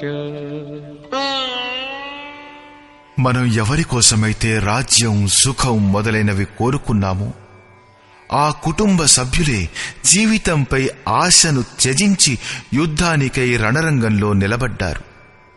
మనకు రాజ్యంపై కోరిక ఉండేది కుటుంబం కోసమే. భోగాలు, సుఖాలు, ధనపిపాస స్వజనులు మరియు కుటుంబంతో కలిసి అనుభవించాలనే. కాని వీరందరూ ప్రాణాలపై ఆశను త్యజించి నిలబడ్డారు. అలాంటప్పుడు నాకు సుఖాలు, రాజ్యాలు, భోగాలు అక్కర్లేదు. ఇవన్నీ వీరి కోసమే నాకు అవసరమనిపించాయి. వీరే దూరం అయినప్పుడు నాకు వాటి అవసరం లేదు. పూరి గుడిసెలో ఉండేవాడు కూడా తన కుటుంబాన్ని, మిత్రులను, స్వజనులను చంపి ప్రపంచ సామ్రాజ్యాన్ని స్వీకరించడు. అర్జునుడు కూడా ఇదే అంటాడు. మనకు భోగాలు అంటే ఇష్టం, విజయం అంటే ఇష్టం. కాని ఎవరి కోసం? వారే లేనప్పుడు ఈ భోగాల వలన ప్రయోజనం ఏమిటి? ఈ యుద్ధంలో ఎవరిని చంపాలి? నా వారినే కదా.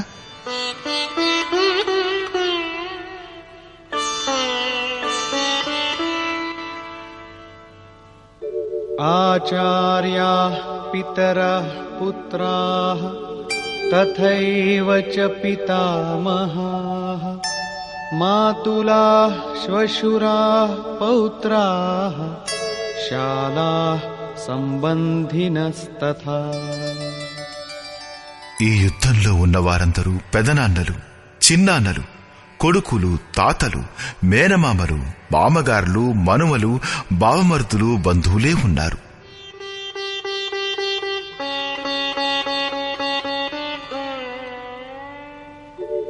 ఏతాన్న హంతుమిచ్ఛామి ఘ్నతోపి మధుసూదన అపి త్రైలోక్య రాజ్యస్య హేతోః కిన్ను మహీ కృతే. హే మధుసూదన, నన్ను చంపినా సరే ఈ ముల్లోకాలపై ఆధిపత్యం కోసం కూడా నేను వీరందరినీ చంపలేను. అలాంటప్పుడు ఇహ ఈ పృథ్వీ కోసమా?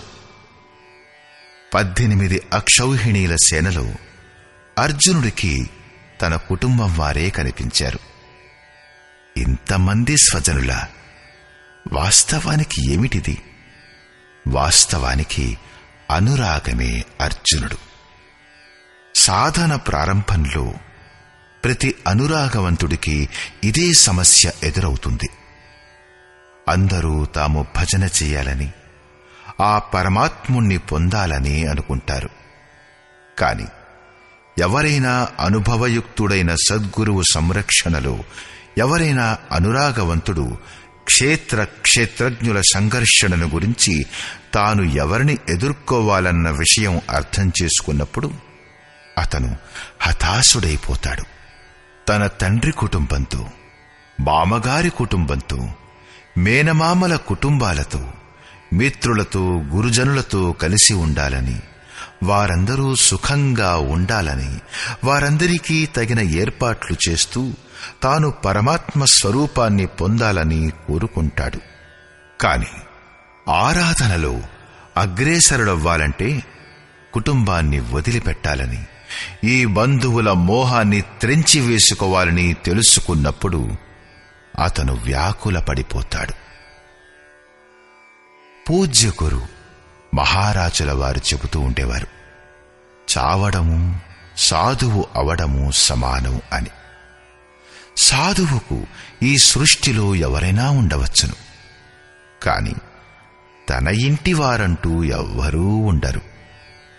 అలా కాకుండా ఎవరైనా ఉన్నట్లయితే వారిపై మమకారం ఉంటుంది. అలాంటప్పుడు మోహం పరిసమాప్తమెలా అవుతుంది? ఆ మమకారపు అస్తిత్వం నశింపజేసినప్పుడే విజయం ప్రాప్తిస్తుంది. ఈ సంబంధాల పరివ్యాప్తియే జగత్తు. అదే లేకపోతే ఈ జగత్తులో మనదంటూ ఏముంది? తులసీదాస్ కహె చిద్విలాస జగ్ భూజత్ భూజత్ భూజై. తులసీదాస్ అంటాడు, చిత్తం యొక్క విలాసమే జగత్తు. మెల్లగా, అతి మెల్లగా అది అర్థమవుతుంది. మనస్సు యొక్క ప్రసారమే జగత్తు. యోగేశ్వరుడైన శ్రీకృష్ణుడు కూడా మనస్సు యొక్క ప్రసారాన్నే జగత్తు అంటూ సంబోధించాడు. ఎవడైతే దీని ప్రభావాన్ని నిరోధిస్తాడో అతను ఈ చరాచర జగత్తును జయిస్తాడు. ఇహైవ తైర్జితః సర్గో యేషాం సామ్యే స్థితం మనః. ఒక్క అర్జునుడే వ్యాకులుడైపోయాడని కాదు, అనురాగం అందరి హృదయాల్లోనూ ఉంటుంది. ప్రతి అనురాగవంతుడు వ్యాకులపడిపోతాడు. అతనికి బంధువులు గుర్తుకు వస్తారు. భజన వలన కొంత లాభం ఉంటుందని, కాబట్టి వీరందరూ సుఖంగా ఉంటారని అతను మొదట్లో అనుకుంటాడు. వీరందరితో ఉంటూ ఆ సుఖాన్ని అనుభవిద్దామనుకుంటాడు. ఎప్పుడైతే వీరే ఉండరో అప్పుడు ఆ సుఖాలని ఏం చెయ్యాలి? అర్జునుడి దృష్టి రాజ్య సుఖం వరకే నియమితమైపోయింది. అతను త్రిలోక సామ్రాజ్యమే సుఖానికి పరాకాష్ఠ అని అనుకుంటున్నాడు. ఇంతకు మించిన సత్యం కూడా ఒకటుంది. దానిని గురించి అర్జునుడికి ప్రస్తుతం తెలియదు.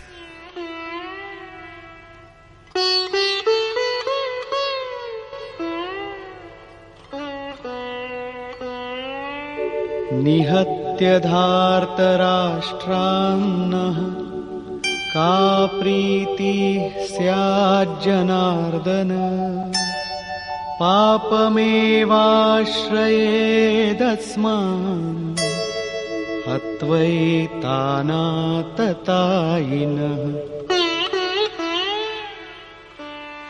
హే జనార్దన, ధృతరాష్ట్రుని పుత్రులను చంపితే మాకు ఆనందం ఎలా కలుగుతుంది? ధృతరాష్ట్ర అంటే దృష్టత యొక్క రాష్ట్రం అని అర్థం. దాని వలన ఉత్పన్నమైన మోహరూపుడైన దుర్యోధనుడు మొదలగు వారిని చంపితే మాకు పాపమే చుట్టుకుంటుంది. జీవన యాపనమనే తుచ్చ లాభానికై అవినీతిని ఆశ్రయించేవారు ఆతతాయిలనబడతారు. కాని వాస్తవానికి ఇంతకన్నా పెద్ద ఆతతాయి ఆత్మ యొక్క మార్గంలో అవరోధాన్ని ఉత్పన్నం చేసేవాడు. ఆత్మదర్శనంలో అడ్డంకులను సృష్టించే కామం, క్రోధం, మోహం మొదలగు వాటి సమూహమే నిజమైన ఆతతాయి.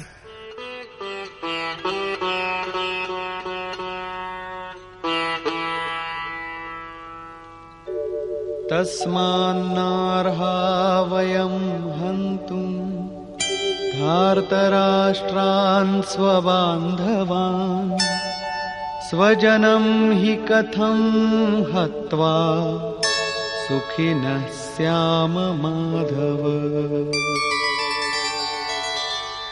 అందువలన హే మాధవ, మన బంధువులైన ధృతరాష్ట్ర పుత్రులను చంపడానికి మనం యోగ్యులం కాము. వారు తనకు బంధువులెలా అవుతారు? వారు శత్రువులు కదా. వాస్తవానికి శారీరకమైన చుట్టరికాలు అజ్ఞానం వలన ఉత్పన్నమవుతాయి. ఇతను మామ, ఇది మా అత్తగారిల్లు, వీరు స్వజన సముదాయం, ఇదంతా అజ్ఞానమే కదా. ఈ శరీరమే నశ్వరమైనప్పుడు దీనికి చుట్టరికాలెక్కడివి? మోహం ఉన్నంతవరకే మిత్రులు ఉంటారు, మన కుటుంబం ఉంటుంది, మన ప్రపంచం ఉంటుంది. మోహమే లేనప్పుడు ఏమీ ఉండదు. కాబట్టి ఆ శత్రువులు కూడా అర్జునుడికి స్వజనంగా కనబడ్డారు.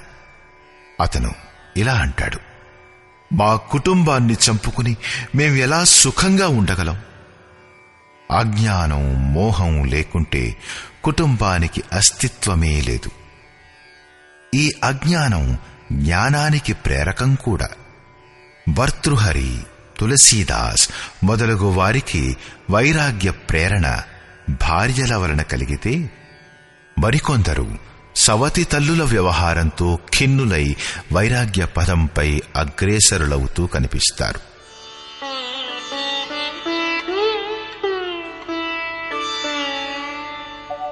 యద్యప్యేతేన పశ్యంతి లోభోపహత చేతసః కులక్షయకృతం దోషం మిత్రద్రోహే చ పాతకం.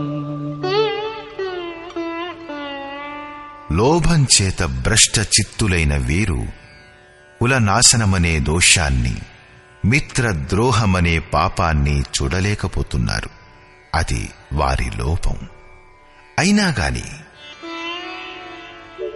కథం న గేయమస్మాభిః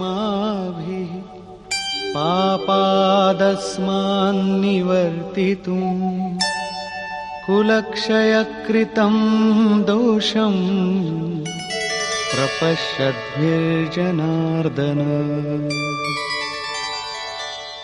హే జనార్దన, కులనాశం వలన జరిగే దోషాలు తెలిసిన మనం ఈ పాపాన్ని ఆపడం గురించి ఎందుకు ఆలోచించకూడదు? నేనే పాపాన్ని చేస్తున్నానని కాదు, మీరు కూడా తప్పు చేయబోతున్నారు అని శ్రీకృష్ణునిపై ఆరోపణ చేస్తున్నాడు అర్జునుడు. ఇప్పుడతనికి తెలిసినంతవరకు తాను శ్రీకృష్ణుని కంటే తక్కువవాడు కాదు. ప్రతి కొత్త సాధకుడు సద్గురువు శరణులోకి వెళ్ళినప్పుడు ఇదే విధంగా తర్కిస్తాడు. తాను తెలివితేటలలో తక్కువని అనుకోడు. ఇదే విధంగా అర్జునుడు కూడా అంటాడు, వీళ్లకు తెలియకపోవచ్చు, కాని నేను మీరు అర్థం చేసుకోగలవారమే కదా. కులనాశనం యొక్క దోషాల గురించి మనం ఆలోచించాలి. కులనాశనంలో దోషం ఏమిటి? కులక్షయే ప్రణశ్యంతి కులధర్మాః సనాతనాః ధర్మే నష్టే కులం కృత్స్నం అధర్మోభిభవత్యుత. కులం నాశనం అవడం వలన సనాతనమైన కులధర్మం నశించిపోతుంది. అర్జునుడు కులధర్మాన్ని, కులాచారాలనే సనాతన ధర్మం అనుకుంటున్నాడు. ధర్మం నాశనం అవడం వలన సంపూర్ణ కులాన్ని పాపం బాగా అణిచివేస్తుంది. అధర్మాభిభవాత్ కృష్ణ ప్రదుష్యంతి కులస్త్రియః స్త్రీషు దుష్టాసు ఆర్ష్ణేయ జాయతే వర్ణసంకరః. హే కృష్ణ, పాపం అధికంగా పెరగటం చేత కుల స్త్రీలు దూషితమైపోతారు. హే వార్ష్ణేయ, స్త్రీలు దూషితులవుతే వర్ణసంకరమవుతుంది. స్త్రీలు దూషితులవడం చేత వర్ణసంకరమవుతుందని అర్జునుని యొక్క అభిప్రాయం. కాని శ్రీకృష్ణుడు దానిని ఖండించి చెప్పాడు. నేను లేక నా స్వరూపంలో స్థితుడై ఉన్న మహాపురుషుడు ఆరాధనా క్రమంలో భ్రమను ఉత్పన్నం చేస్తే అప్పుడు వర్ణసంకరమవుతుంది. వర్ణసంకరం యొక్క దోషాల్ని అర్జునుడు వివరిస్తాడు.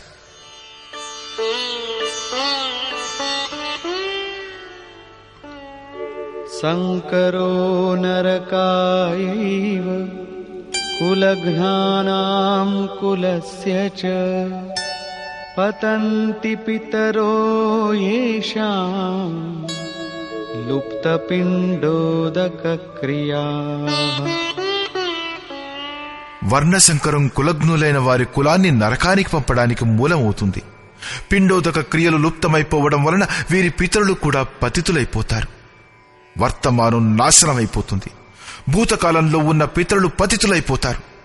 భవిష్యత్తులోని వారు కూడా పతితులైపోతారు. ఇంతేకాదు, దోషైరేతైః కులఘ్నానాం వర్ణసంకరకారకైః ఉత్సాద్యంతే జాతిధర్మాః కులధర్మాశ్చ శాశ్వతాః. ఈ వర్ణసంకర కారక దోషాల వలన కులం, కులఘాత కుల సనాతన కులధర్మాలు, జాతి ధర్మాలు నాశనమైపోతాయి. కులధర్మమే సనాతనమని, శాశ్వతమని అర్జునుడు అనుకుంటున్నాడు. కాని శ్రీకృష్ణుడు ఈ మాటల్ని ఖండిస్తూ ఇలా అంటాడు. ఆత్మయే సనాతన శాశ్వత ధర్మం. వాస్తవిక సనాతన ధర్మాన్ని తెలుసుకోవడానికి ముందు మనిషి ఏదో ఒక రూఢినే ధర్మమనుకుంటాడు. సరిగ్గా ఇదే ప్రకారంగా అర్జునుడు కూడా అనుకుంటున్నాడు. శ్రీకృష్ణుని మాటలలో అది ఒక రూఢి మాత్రమే.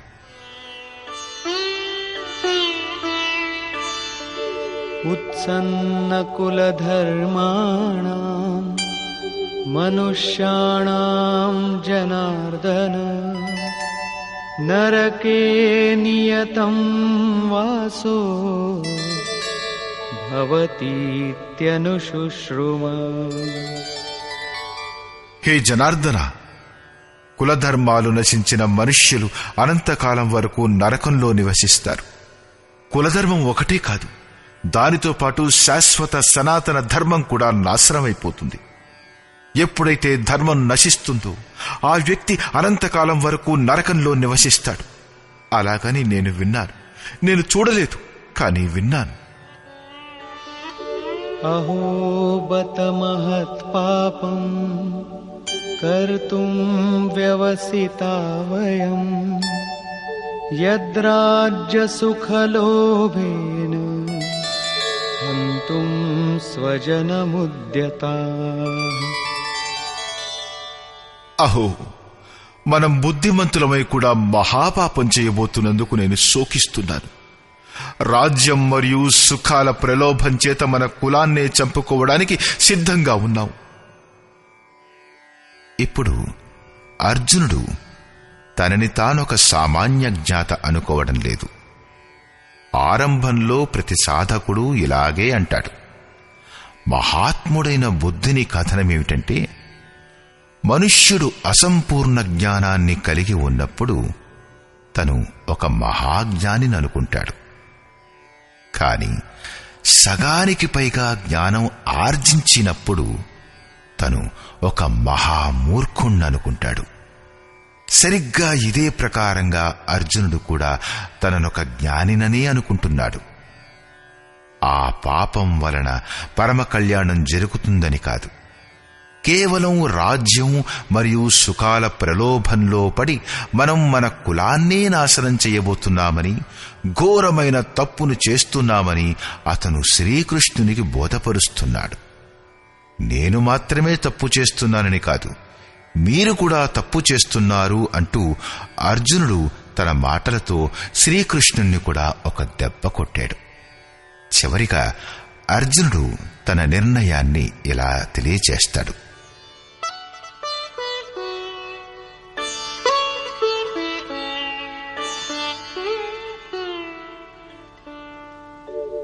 యది మామ ప్రతీకారం అశస్త్రం శస్త్రపాణయః ధార్తరాష్ట్రారణే హన్యుః తన్మే క్షేమతరం భవేత్. నన్ను శస్త్రరహితుడనుకుని, ఎదురించలేని వాడిననుకుని, శస్త్రధారులైన ధృతరాష్ట్రుని పుత్రులు నన్ను యుద్ధంలో చంపినా సరే నాకది పరమ కళ్యాణకారకమే అవుతుంది. కనీసం చరిత్ర నన్ను తెలివైన వాడినంటుంది. ఎందుకంటే తనను బలి ఇచ్చుకుని యుద్ధాన్ని తప్పించాడంటుంది. ఏమీ తెలియని చిన్నపిల్లలు సుఖంగా ఉండాలని, కులాన్ని రక్షించాలని మనుష్యులు ప్రాణాల్ని కూడా ఆహుతి చేస్తారు. మనిషి విదేశాలకు వెళ్ళినా, వైభవపూర్ణ ప్రాసాదాలలో ఉంటున్నా 2 రోజుల తర్వాత తను వదిలి వచ్చిన తన గుడిసె గుర్తుకు వస్తుంది. మోహం అంత ప్రబలమైనది. కాబట్టే అర్జునుడంటాడు, శస్త్రధారులైన ధృతరాష్ట్రుని పుత్రుడు మమ్ము ఎదిరించి నన్ను రణంలో చంపినా కూడా అది నాకు అతి కళ్యాణకారకం అవుతుంది. ఎందుకంటే పిల్లలైనా సుఖంగా ఉంటారు కదా అని. సంజయ ఉవాచ.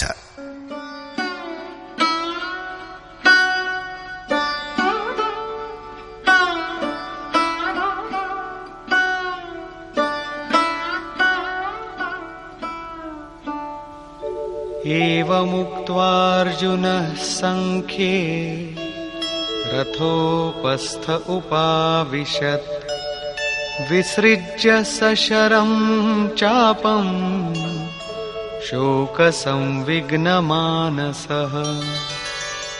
సంజయుడు అంటాడు, రణభూమిలో శోకంతో ఉద్విగ్నమైన మనస్సు గల అర్జునుడు ఈ ప్రకారంగా చెప్పి బాణాల సహితంగా ధనస్సును త్యజించి రథం యొక్క వెనుక భాగంలో కూర్చుండిపోయాడు. అంటే క్షేత్రజ్ఞుల సంఘర్షణలో పాల్గొనడానికి వెనుకంజ వేశాడు. సారాంశం: గీత క్షేత్రజ్ఞుల యుద్ధాన్ని నిరూపణ చేస్తుంది. ఇది ఈశ్వరీయ విభూతులతో సంపన్నమైన భగవత్ స్వరూపాన్ని చూపించే గేయం. ఈ గేయం ఏ క్షేత్రంలో జరుగుతుందో ఆ యుద్ధక్షేత్రం శరీరం. దానిలో 2 ప్రవృత్తులున్నాయి: ధర్మక్షేత్రం మరియు కురుక్షేత్రం. ఈ సేనల యొక్క స్వరూపాన్ని, వాటి బలాలకు ఆధారమైన శంఖధ్వని వారి యొక్క పరాక్రమాన్ని తెలుపుతుంది. తదనంతరం ఏ సేనతో యుద్ధం చెయ్యాలో దాని పరీక్ష జరిగింది. మొత్తం సేన 18 అక్షౌహిణీలు, అంటే రమారమి 650 కోట్లు. కాని వాస్తవానికది అనంతం. ప్రకృతి యొక్క దృష్టికోణాలు 2. ఒకటి ఇష్టోన్ముఖీన ప్రవృత్తి, దైవీ సంపద. రెండవది బహిర్ముఖీన ప్రవృత్తి, ఆసురీ సంపద. 2 ప్రకృతికి సంబంధించినవే. ఒకటి ఇష్టదైవం వైపు ఉన్ముఖుల్ని చేస్తుంది, పరమధర్మ పరమాత్ముని వైపు తీసుకుని వెడుతుంది. రెండవది ప్రకృతి పట్ల విశ్వాసాన్ని కలిగిస్తుంది, మొదట దైవీ సంపదని సాధించి ఆసురీ సంపదను అంతం చేయాలి. తరువాత శాశ్వత సనాతన పరబ్రహ్మ యొక్క దిగ్దర్శనం మరియు అతనితో సమైక్యం పొందడంతోనే దైవీ సంపద యొక్క అవసరం తీరిపోతుంది. యుద్ధ పరిణామం బహిర్గతమవుతుంది. అర్జునుడు సైన్యాన్ని పరీక్షించినప్పుడు ఎవరినైతే చంపాలో వారంతా తన కుటుంబంగానే కనిపించింది. ఎంతవరకు సంబంధం ఉంటుందో అంతవరకే జగత్తు ఉంటుంది. అనురాగం యొక్క ప్రథమ దశలో కౌటుంబిక మోహం ఆటంకాన్ని కలిగిస్తుంది. మధుర సంబంధాలు ఎంతగా విచ్ఛిన్నమైపోతాయంటే అసలవి ఉండేవే కాదనిపించినప్పుడు సాధకుడు గాభరా పడిపోతాడు. స్వజనుల పట్ల ఆసక్తిని నశింపచేసుకోవడం అతనికి అకల్యాణప్రదంగానే కనిపిస్తుంది. అర్జునుడి వలనే అతను కూడా వ్యవహారంలో ఉన్న మూఢ నమ్మకాలలో తన్ను సమర్పించుకునే ప్రయత్నం చేస్తాడు. అతనంటాడు, కులధర్మమే సనాతన ధర్మం. ఈ యుద్ధం వలన సనాతన ధర్మం నాశనమైపోతుంది. కుల స్త్రీలు దూషితులైపోతారు. వర్ణ సంకరం జరుగుతుంది. ఆ కులం మరియు కుల ఘాతకులు అనంతకాలం వరకు నరకంలో ఉండిపోతారు అని. అర్జునుడు తనకు తెలిసినంతవరకు సనాతన ధర్మం యొక్క రక్షణకై వ్యాకులపడిపోయాడు. అతను శ్రీకృష్ణునికి ఇలా విన్నవించుకున్నాడు, మనం తెలివైన వారమై ఉండి ఈ మహాపాపానికి ఎందుకు ఒడిగట్టాలి? అంటే శ్రీకృష్ణుడు కూడా పాపం చెయ్యబోతున్నాడు. చిట్ట చివరికి పాపం నుంచి తప్పించుకునేందుకు నేనీ యుద్ధం చెయ్యను అంటూ హతాశుడైన అర్జునుడు రథం వెనుక భాగంలో కూర్చుండిపోయాడు. క్షేత్రజ్ఞుల సంఘర్షణ నుంచి తప్పుకున్నాడు. వ్యాఖ్యాకారులు ఈ అధ్యాయాన్ని అర్జున విషాదయోగం అన్నారు. అర్జునుడు అనురాగానికి ప్రతీక. సనాతన ధర్మం కోసం వ్యాకులపడే అనురాగవంతుడి విషాదం యోగానికి కారణమవుతుంది. ఇదే విషాదం మనువుకి కూడా అనుభవయోగ్యమైంది. హృదయ బహుతు దుఃఖలాగ్ జనంగయవు హరి భగతి బిను. సంశయంలో పడే మనుష్యుడు విషాదాన్ని అనుభవిస్తాడు. అతనికి సందేహం కలిగింది. వర్ణసంకరం మొదలవుతుంది. అది నరకానికి తీసుకెడుతుంది. సనాతన ధర్మం నాశనమైపోతుందనే విషాదం కూడా అతనిలో ఉండింది. అంటే సంశయ విషాద యోగం అనే సామాన్య నామకరణం ఈ అధ్యాయానికి తగినటువంటిది. అందుచేత ఓం తత్సదితి శ్రీమద్భగవద్గీతాసూపనిషత్సు బ్రహ్మ విద్యాయాం యోగశాస్త్రే శ్రీకృష్ణార్జున సంవాదే సంశయ విషాద యోగో నామ ప్రథమోధ్యాయః. ఈ ప్రకారంగా శ్రీమద్భగవద్గీత రూపమైన ఉపనిషత్తు మరియు బ్రహ్మ విద్యా యోగశాస్త్ర విషయకమైన శ్రీకృష్ణుడు మరియు అర్జునుల సంవాదంలో సంశయ విషాద యోగం అనే పేరుగల ప్రథమ అధ్యాయం పరిపూర్ణమయ్యింది. ఇది శ్రీమత్ పరమహంస పరమానందస్య శిష్య స్వామి అడగడానంద కృతే శ్రీమద్భగవద్గీతాయాః యథార్థగీతా భాష్యే సంశయ విషాద యోగో నామ ప్రథమోధ్యాయః. ఈ ప్రకారంగా శ్రీమత్ పరమహంస పరమానంద గారి యొక్క శిష్యుడు అడగడానంద గారిచే రచించబడిన శ్రీమద్భగవద్గీత యొక్క భాష్యం యథార్థ గీతలో సంశయ విషాదయోగమనే పేరుగల ప్రథమాధ్యాయం పూర్ణమయ్యింది. హరి ఓం.